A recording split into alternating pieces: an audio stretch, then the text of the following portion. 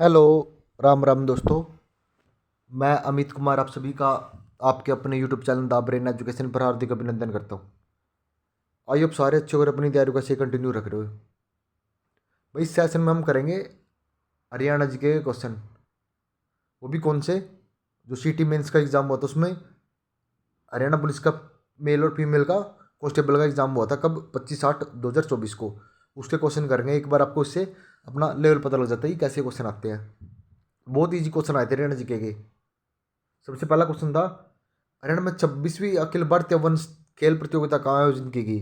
तो ये था करंट अफेयर का क्वेश्चन भाई। तो ये की गई थी पंचकुला में। किसमें? पंचकुला जिले में। हरियाणा में उत्तर भारत का पहला परमाणु ऊर्जा संयंत्र कहाँ स्थापित किया गया। तो हरियाणा में उत्तर भारत का पहला परमाणु ऊर्जा संयंत्र तो ये गोरखपुर में। गोरखपुर कहाँ पे है? फतेहाबाद जिले में। किसमें? फतेहाबाद जिले में। हरियाणा की सबसे पुरानी नहर कौन सी थी। तो हरियाणा की सबसे पुरानी नहर कौन सी है? तो ये पश्चिमी यमुना नहर है।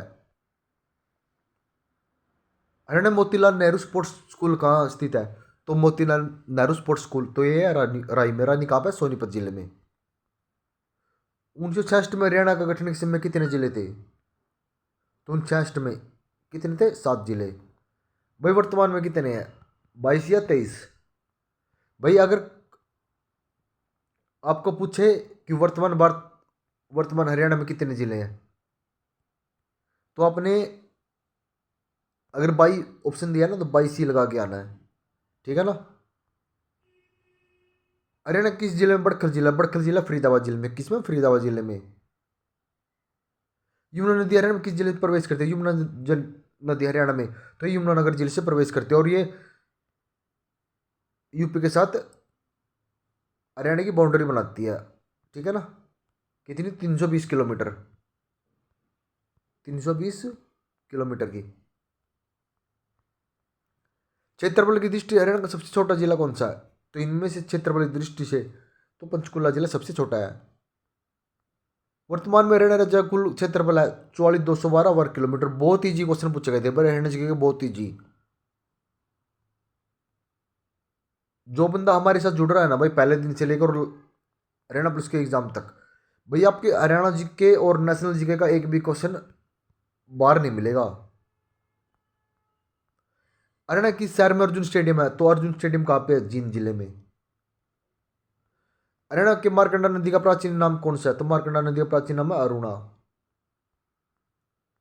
2011 की जनगणना के अनुसार हरियाणा में कुल कितने गांव थे 2011 में? तो 6841 गांव थे।